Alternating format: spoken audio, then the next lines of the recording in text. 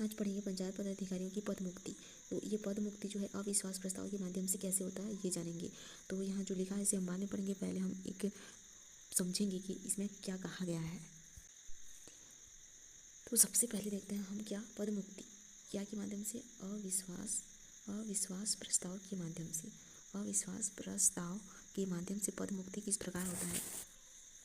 तो सबसे पहले हमें अविश्वास प्रस्ताव के माध्यम से किस किस का हम जो पद मुक्ति करते हैं ये जानेंगे। तो पद मुक्ति क्या जाता है, जो प्रमुख होते हैं पंचायत में और जो उप प्रमुख होते हैं, उप प्रमुख उनका जो है पद मुक्ति किया जाता है। तो अविश्वास प्रस्ताव के माध्यम से प्रमुख और उप प्रमुख का जो है किया जाता है पद मुक्ति। तो प्रमुख की बात करें तो जैसे ग्राम पंचायत में प्रमुख कौन होता है, तो प्रमुख होता है इसका सरपंच, इसका होता है सरपंच प्रमुख होता है, और उप सरपंच जो है उप प्रमुख होता है। तो इन दोनों के माध्यम से अविश्वास प्रस्ताव लाया जाएगा पंचायत मतलब ग्राम पंचायत में। ये तो हो गया। और उसके बाद जो है प्रमुख और उप प्रमुख की बात याद करें जनपद पंचायत में। तो जनपद पंचायत में हमें पता है कि जनपद पंचायत में जो है जनपद पंचायत में प्रमुख होता है अध्यक्ष, और अप्रमुख होता है उप प्रमुख होता है उपाध्यक्ष जो है उप प्रमुख होता है। तो ये और जिला पंचायत की बात करें तो जिला पंचायत में यहाँ पर हो जाएगा जिला पंचायत, और जिला पंचायत में हो जाएगा अध्यक्ष और उपाध्यक्ष दोनों हो जाएंगे। तो ये तो समझ में आ गया। अब इसके बाद जो है ठीक है ये अविश्वास प्रस्ताव जो है इनके लिए है, लेकिन ये अविश्वास प्रस्ताव जो है कौन लाता है, अविश्वास प्रस्ताव कौन लाता है। तो अविश्वास प्रस्ताव जो है लाते हैं जो होते हैं निर्वाचित सदस्य द्वारा, जो निर्वाचित सदस्य होते हैं उनके द्वारा जो है लाया जाता है। अब निर्वाचित सदस्य कौन कौन होंगे, तो एक जैसे ग्राम पंचायत में निर्वाचित कौन कौन होते हैं, पंच होते हैं, सरपंच होते हैं। तो ये दोनों हो जाएगा। हालांकि सरपंच के खिलाफ भी अविश्वास प्रस्ताव लाया जाता है, अविश्वास प्रस्ताव सरपंच के खिलाफ लाया जाता है, लेकिन निर्वाचित सदस्य के द्वारा जो लाया जाता है मतलब इसमें सरपंच भी शामिल होगा जिसके जो अविश्वास प्रस्ताव लाएगा। अब जैसे उप सरपंच, यहाँ एक सेकेंड, जैसे उप सरपंच है, जैसे उप सरपंच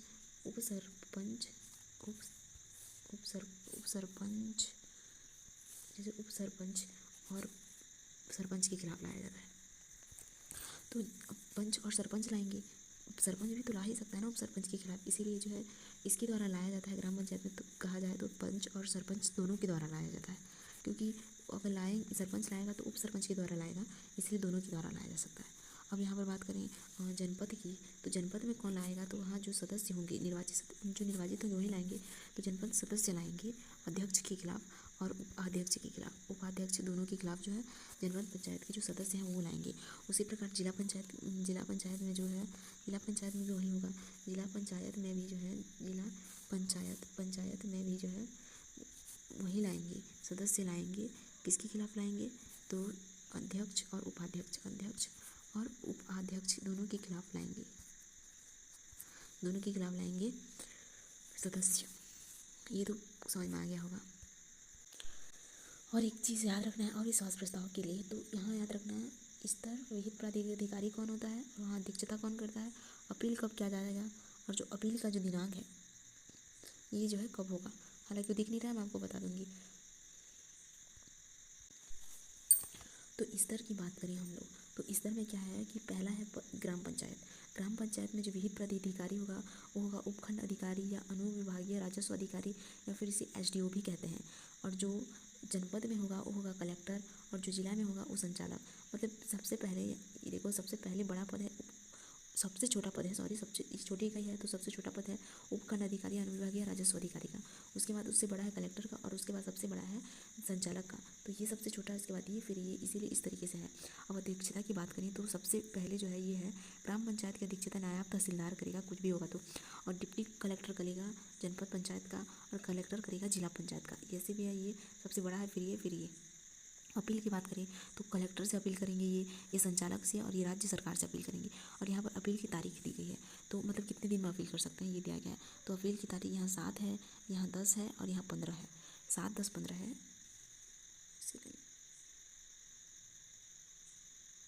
ये 7 है, 10 है और 15 है।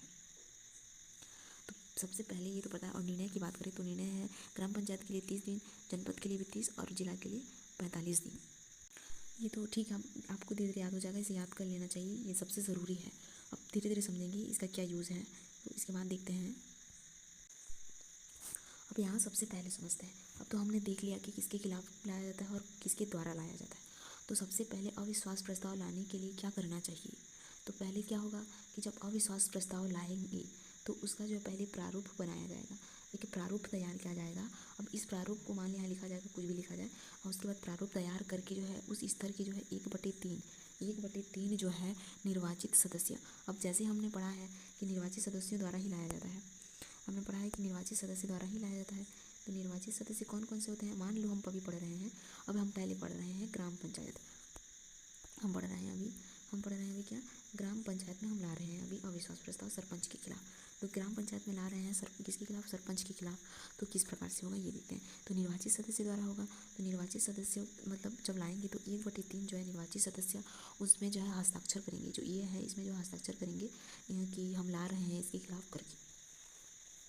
तो सबसे पहले क्या होगा कि मान लो हम ला रहे हैं सरपंच के खिलाफ, ग्राम पंचायत स्तर पर, पंचायत स्तर पर हम सरपंच के खिलाफ ला रहे हैं। तो 1/3 निर्वाचित सदस्य। अब निर्वाचित सदस्य की बात करें, अब निर्वाचित सदस्य में सरपंच भी था और पंच भी था जो ला सकता है, लेकिन क्या यहाँ पंच दे सकता है, नहीं दे सकता, क्योंकि इसके खिलाफ ही लाया जा रहा है। तो यहाँ पर जो है 1/3 जो है पंच, वहाँ पर जो है जो ड्रॉप बनाया रहेगा वहाँ पर हस्ताक्षर करेंगे, तब जाके ये पहला प्रोसेस है। ये पहला प्रोसेस कंप्लीट हो गया।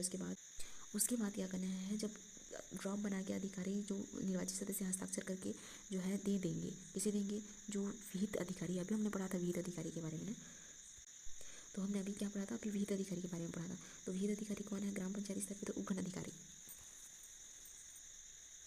तो इसमें क्या है कि 1/3 जो सदस्य हैं वो ड्रॉप बना के उसमें सिग्नेचर करके ये किसे देंगे, विहित प्राधिकारी को देंगे। अब जो विहित प्राधिकारी है वह जो है 15 दिवस के भीतर जो है बैठक बुलाएगा। 15 दिवस के भीतर जो है बैठक बुलाता है। जब ड्रॉप तैयार करके दिया जाता है विहित अधिकारी को, तो वो क्या करेगा कि 15 दिन के भीतर जो है वो बैठक बुलाएगा। अब जब बैठक बुलाएगा 15 दिन के भीतर, तो 7 दिन पहले जो है ये जो है सदस्यों को जो है सूचना दे देगा कि मैं उस दिन बैठक बुला रहा हूँ करके। सदस्य को जो है सूचना मिल जाएगी कब, 7 दिन पूर्व। और ये सूचना किसके द्वारा दी जाएगी, तो ये सूचना जो है सचिव के द्वारा जो है दी जाएगी। ये सूचना किसके द्वारा दी जाएगी, तो ये सूचना सचिव के द्वारा दी जाएगी। इतना तो क्लियर हो गया आपको। अब एक और चीज़ है कि एक बार में हम एक ही प्राधिकारी को जो है उसके लिए अविश्वास प्रस्ताव ला सकते हैं, एक ही अधिकारी के लिए जो हम ला सकते हैं। अब मान लो हम किसके किसके खिलाफ ला सकते हैं ग्राम पंचायत में, तो सरपंच के खिलाफ ला सकते हैं और किसके खिलाफ ला सकते हैं, उप सरपंच के खिलाफ ला सकते हैं। लेकिन यदि हमें जो है दोनों को एक साथ नहीं ला सकते, एक साथ ला सकते हैं, लेकिन जो उसका ड्राफ्ट होगा वो अलग अलग होगा, सरपंच के लिए अलग, अब उप सरपंच के लिए अलग। और जो बैठक भी होगी दोनों के लिए, बैठक भी क्या होगी, दोनों के लिए बैठक जो है, दोनों के लिए बैठक भी जो है अलग अलग होगी, बैठक भी क्या होगी, अलग अलग होगी।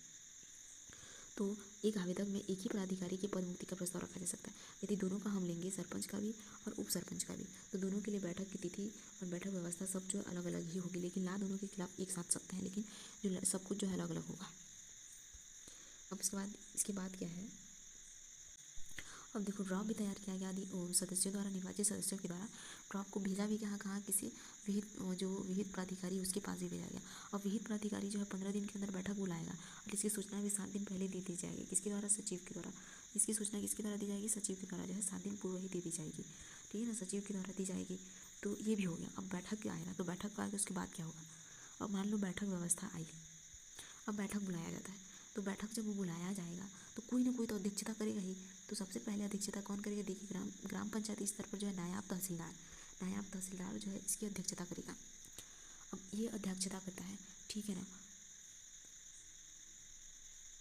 या तो फिर ये अध्यक्षता करेगा या इससे जो है इससे कम का जो है कभी अध्यक्षता नहीं कर सकता, भले इससे ज़्यादा कर सकता है, लेकिन इससे कम का अध्यक्षता जो है नहीं कर सकता है। अब उसी प्रकार समझें तो जैसे हम ग्राम पंचायत के लिए भी ले रहे हैं, तो ड्रॉप बना के हम किसे भेज रहे हैं, विहित प्राधिकारी के रूप में उपखंड अधिकारी को भेज रहे हैं हम ग्राम पंचायत स्तर पर। लेकिन जो हम अगर जनपद पंचायत पर लाएंगे तो हम जो इसे किसे भेजेंगे, कलेक्टर को भेजेंगे। जिला में लाएंगे तो किसे ले भेजेंगे, तो संचालक को भेजेंगे।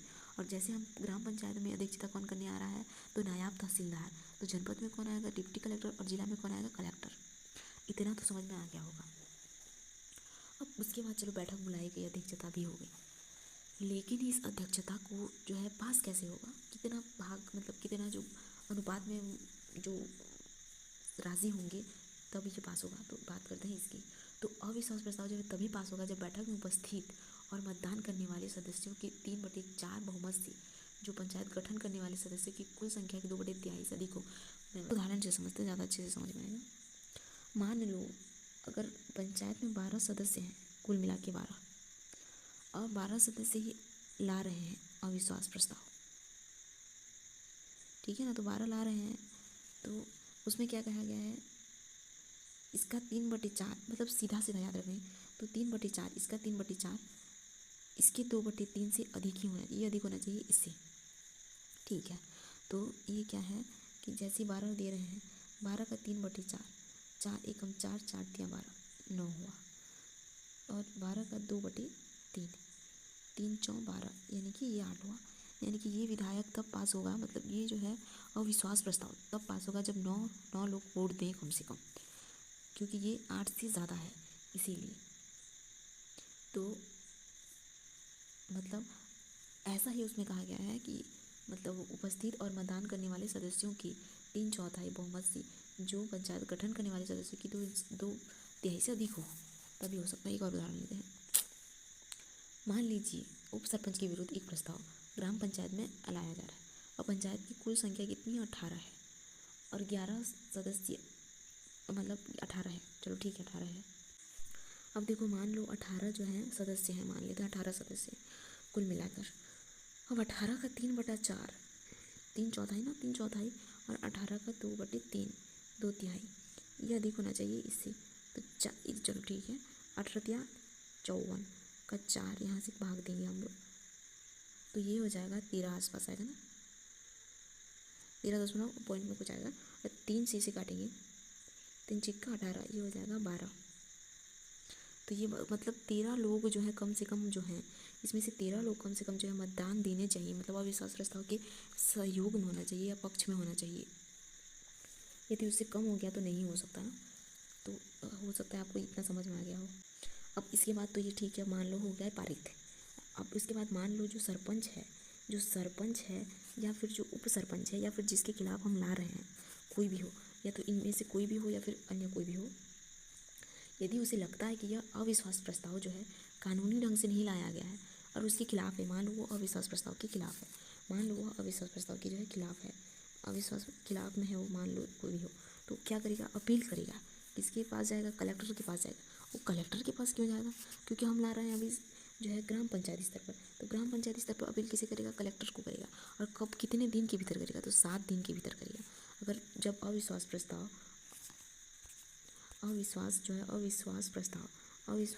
लाया गया है तो उसके 7 दिन तक, मतलब 7 दिन पहले, मतलब जैसे कि 7 दिन के भीतर में, मतलब जैसे आज लाया गया है, मान लो आज कितना तारीख है, आज 24 तारीख है, आज 24 तारीख को लाया गया है मान लो, तो ये 7 दिन के भीतर जो है,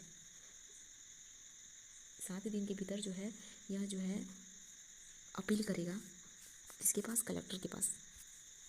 ये कलेक्टर के पास अपील करेगा। जनपद पंचायत के सदस्य किसके पास अपील करेगा, संचालक के पास, और इसका जो है राज्य सरकार के पास, सॉरी अध्यक्ष, मतलब जो जिनके खिलाफ लाया जाएगा वो अपील करेगा ना कि सदस्य या फिर उसके निर्वाचित सदस्य नहीं कर सकते, जिसके खिलाफ लाएगा वही करेगा अपील। 7 दिवस के अंदर ये करेगा, और जो बाकी हैं जो ये करेंगे 10 दिवस के अंदर, और ये करेंगे 15 दिवस के अंदर। जनपद करेगा 10 दिवस के अंदर और जिला करेगा 15 दिवस के अंदर। अब मान लो इन्होंने वो कर दिया, अपील कर दी, अब निर्णय कब तक आएगा, तो निर्णय की बात करें तो जो निर्णय आएगा वो 30 दिन के भीतर आएगा ना, 30 दिन के भीतर जो है निर्णय आएगा। अपील किससे करेगा, कलेक्टर से, तो कलेक्टर कितने दिन के में निर्णय देगा, तो 30 दिन के भीतर निर्णय देगा। जनपद पंचायत किसको अपील करेगा, संचालक को, निर्णय कब देगा, 30 दिन के भीतर। जिला किसको करेगा, राज्य सरकार, निर्णय कब देगा, 45 दिन के अंदर। तो ये हो सकता है आपको समझ में आ गया हो। अब इसके बाद जो है इसे कब जो है इन्हें पद से नहीं हटाया जा सकता है। अब ये देखते हैं कि कब जो है नहीं लाया जा सकता, अविश्वास जो है अविश्वास प्रस्ताव कब नहीं लाया जा सकता है। तो कब नहीं लाया जा सकता है, देखिए, तो जब मान लो पद ग्रहण किया हुआ है, मान लो उसने 2025 में पद ग्रहण किया है।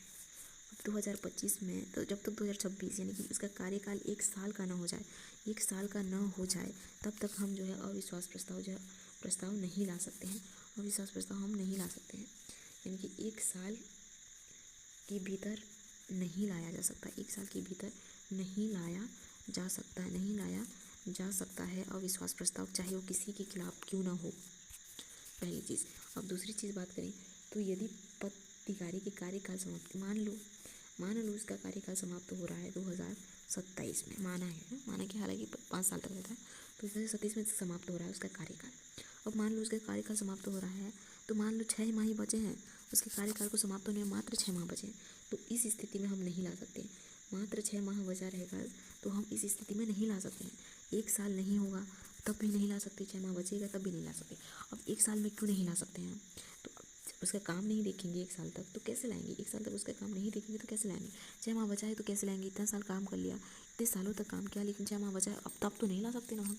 तो इसीलिए इन दोनों के भीतर नहीं लाया जा सकता। अब मान लो अविश्वास प्रस्ताव ला दिया, कोई अविश्वास प्रस्ताव ला भी दिया और पारित भी हो गया, मान लो 1 साल के बाद लाया और पारित भी हो गया, अविश्वास प्रस्ताव लाया और क्या हुआ? पारित भी हो गया, मान लो ये पारित हुआ और मान लो ये पारित हो गया, असफल हो गया, अब तो नहीं जाएगा, वो नहीं हटेगा और तो फिर वहीं रहेगा। जब ये नहीं हटेगा तब क्या होगा? तब जो है, अब मान लो फिर दोबारा लाएंगे, मतलब एक बार लाया है, एक बार अविश्वास प्रस्ताव लाया, अब सरपंच नहीं हटा, मान लो फेल हो गया अविश्वास प्रस्ताव, अब उसके बाद फिर आएगा, तब तो अगर मान लो यही सरपंच आए, फेल हो जाने के बाद तो यही आएगा ना, तब तो फिर भी नहीं लाया जा सकता, 1 साल नहीं होगा तब तक नहीं लाया जा सकता। अगर मान लो जो है इसके अलावा कोई नया आ जाए, मान लो अविश्वास प्रस्ताव पारित हो गया और नया आया, तो नया जो आएगा उसको जो है तब उसको भी जो है 1 साल की जब तक नहीं होगा तब तक दोबारा नहीं ला सकते हैं। नया आएगा उसके लिए भी दोबारा नहीं ला सकते। यदि अविश्वास प्रस्ताव फेल हो गया और फिर जो सरपंच था वही आया, तो उसके आने से भी जो है 1 साल तक नहीं ला सकते ना, जब तक 1 साल नहीं हो जाता। कहने का मतलब है 1 साल के भीतर ही ला सकते हैं। अब सबसे शुरू देखते हैं कि सबसे पहले हमने क्या क्या पढ़ा है। तो सबसे पढ़ा है कि हम अविश्वास प्रस्ताव लाते हैं। क्या लाते हैं? अविश्वास प्रस्ताव लाते हैं। किसके खिलाफ लाते हैं हम लोग अविश्वास प्रस्ताव? तो हम लोग जो प्रमुख होते हैं और जो उप प्रमुख होते हैं उनके खिलाफ हम लाते हैं अविश्वास प्रस्ताव। तो हमें क्या पता है, जो ग्राम स्तर पर कौन होते हैं? ग्राम स्तर पर होते हैं सरपंच और जो होते हैं उप सरपंच होते हैं। अब जनपद की बात करें तो जनपद में कौन होगा? अध्यक्ष और कौन होगा? उपाध्यक्ष होगा। अब जिला में भी यही होगा, अध्यक्ष वही होगा उपाध्यक्ष। तो हमें पता है कि अविश्वास प्रस्ताव हम लाते हैं प्रमुख और उप प्रमुख के रूप में, सरपंच, उप सरपंच, अध्यक्ष, उपाध्यक्ष के रूप में लाते हैं। अब इसके बाद हम देखेंगे कि कौन लाता है, कौन ला सकता है। तो हमें पता है कौन ला सकता है। तो हमें पता है कि जो ग्राम पंचायत होता है वहाँ मतलब सबसे पहले तो कौन ला सकता है? तो सबसे पहले तो हम जानते हैं कि निर्वाचित सदस्य ही ला सकते हैं। तो ग्राम पंचायत की बात करें तो ग्राम पंचायत पर कौन आएगा? तो ग्राम पंचायत पे दो निर्वाचित सदस्य हैं। सरपंच को भी निर्वाचित किया जाता है और जो पंच है उसको भी निर्वाचित किया जा सकता है। तो सरपंच किसके खिलाफ लाएगा? उप सरपंच के खिलाफ लाएगा। और पंच जो है सरपंच और उप सरपंच दोनों के खिलाफ लाएगा। मतलब जो सरपंच है वो पंच के खिलाफ, उप सरपंच के खिलाफ लाएगा, उप सरपंच के खिलाफ लाएगा। और जो पंच है वो जो है सरपंच के खिलाफ भी ला सकता है और जो है उप सरपंच के खिलाफ भी ला सकता है। तो क्लियर हो गया। अब इसके बाद जो है जनपद पंचायत की बात करें तो इसमें जो है सदस्य द्वारा लाया जाएगा। उसी प्रकार जिला की बात करें तो जिला में भी क्या है, जिला में भी जो है सदस्य के द्वारा जो है लाया जाएगा। अब ठीक है, ये तो हम जान लिए कि किसके खिलाफ लाया जाएगा और कौन लाया जाएगा। तो कैसे लाया जा सकता है ये देखते हैं। तो जो निर्वाचित सदस्य हैं तो जैसे हम पहले ये देखते हैं कि ग्राम पंचायत स्तर पर हम ला रहे हैं अभी सरपंच के लिए। हम किसके लिए खिलाफ ला रहे हैं? अभी सरपंच के लिए ला रहे हैं। तो सरपंच के खिलाफ ला रहे हैं तो कैसे हुआ? अब लाएंगे जो तो निर्वाचित सदस्य द्वारा लाया जाएगा। तो सरपंच के खिलाफ नहीं ला सकता। तो निर्वाचित सदस्य कौन होगा? पंच। तो पंच लाएगा किसके खिलाफ? तो पंच लाएगा सरपंच के खिलाफ। तो कैसे लाएगा? तो सबसे पहले एक ड्रॉप तैयार किया जाएगा। अब इस ड्रॉप में निर्वाचित सदस्य का 1/3 जो लोग हैं इसमें सिग्नेचर करेंगे। क्या करेंगे? सिग्नेचर करेंगे कि हाँ हम इसके खिलाफ ला रहे हैं अविश्वास प्रस्ताव। अभी तो ग्राम पंचायत स्तर पर हो गए। अब जनपद में भी ऐसे ही होगा, सदस्य करेंगे, 1/3 सदस्य जो है ड्रॉप पे सिग्नेचर करेंगे। अब उन्होंने ड्रॉप पे सिग्नेचर कर लिया। अब ड्रॉप पे सिग्नेचर करने के बाद जो है इस ड्रॉप पे सिग्नेचर करने के बाद किसे भेजेंगे? विहित प्राधिकारी को। हमने पढ़ा है कि इस ग्राम पंचायत के स्तर पर विहित प्राधिकारी कौन होता है? तो विहित प्राधिकारी होता है उपखंड अधिकारी या अनुविभागीय अधिकारी या फिर राजस्व अधिकारी या फिर जो है SDO ये होता है। तो हम जानते हैं कि जो अविश्वास प्रस्ताव लाएगा सरपंच के खिलाफ वो विहित प्राधिकारी के पास दे दिया जाएगा, ठीक है ना। और विहित प्राधिकारी के बाद जो है दे दिया जाएगा जो विहित प्राधिकारी है जो 15 दिवस के अंदर जो बैठक बुलाएगा तो इसकी सूचना दे दिया जाएगा 7 दिन पहले। ये विहित प्राधिकारी द्वारा जो है 15 दिवस उस दिन जो है बैठक बुलाया जा रहा है करके 7 दिन पहले कौन देगा? सचिव सूचना देगा। किसे सूचना देगा? निर्वाचित सदस्यों को सूचना देगा। निर्वाचित सदस्यों को क्या देगा? सूचना देगा। अब ठीक है, बैठक बुलाई गई। अब कोई ना कोई तो अध्यक्षता करने आएगा। अध्यक्षता करने तो अध्यक्षता कौन करेगा? तो ग्राम पंचायत में कौन अध्यक्षता करेगा? तहसीलदार, नायाब तहसीलदार ना, नायाब तहसीलदार जो है उसकी अध्यक्षता करेगा। अब मान लो जो है जनपद होता, जनपद पंचायत के अधिकार के द्वारा किसका मतलब कौन वो कर सकता है? तो जनपद पंचायत के अधिकार द्वारा जो है डिप्टी कलेक्टर जो होता है वो जो है अध्यक्षता करेगा। और जो जिला के अंतर्गत कौन करेगा? कलेक्टर करेगा। ये तो हमें पता है ना, कलेक्टर करेगा। तो अभी हम किसके खिलाफ बुला रहे हैं? कि सरपंच के खिलाफ। तो विहित प्राधिकारी के पास हम विहित यानी कि उपखंड अधिकारी के पास हम क्या करेंगे? इसको ड्रॉप को जमा करेंगे। बैठक कौन बुलाएगा? तो 15 दिवस के अंदर बैठक बुलाएगा। 7 दिन के पहले सूचना दी जाएगी। बैठक की अध्यक्षता कौन करेगा? तो जो करेगा वो है नायाब तहसीलदार। तहसीलदार द्वारा जो है बैठक की जाएगी। अब बैठक की जाएगी, अब तो बैठक में जो पास कैसे होगा? तो जो जितने सदस्य हैं उसका उपस्थित सदस्य हैं उनका 3/4 उपस्थित है कुल सदस्य। मान लो 16 है उपस्थित, तो 16 का, और जो 18 मान लो कुल है 16 है तो 16 का, 18 है तो 18 का, अधिक कुल है तो कुल इसका उसका 3/4 जो है 2/3 से जो है अधिक होना चाहिए। कुल ये तो कुल सदस्य का ना 3/4 से अधिक होना चाहिए। तो इसके बाद मान लो ये प्रस्तावित हो गया, पारित हो गया, और मान लो सरपंच को जो है इसके खिलाफ जाना है, तो ये इसके खिलाफ जाएगा तो ये क्या करेगा? अपील करेगा। किसके खिलाफ अपील करेगा? तो ये अपील करेगा कलेक्टर के खिलाफ। कलेक्टर के खिलाफ जो है ये अपील करेगा कलेक्टर के खिलाफ। क्यों? ये सरपंच है, ग्राम स्तर पर है। यदि जनपद स्तर पर रहता तो ये किसे अपील करता?